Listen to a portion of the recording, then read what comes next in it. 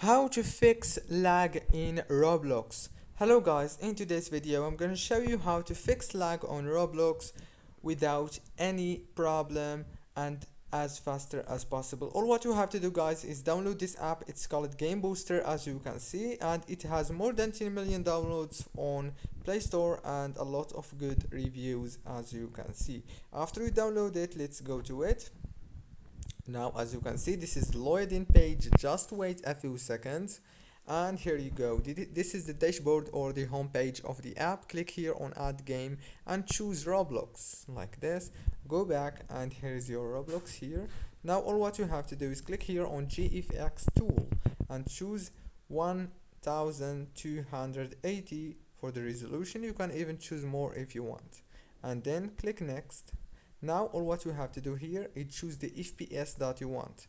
For example, I'm gonna choose 120. And now for the graphics, you can choose the balanced or smooth, and then click on next. If this video was helpful for you, don't forget to like and subscribe, and thank you so much for watching.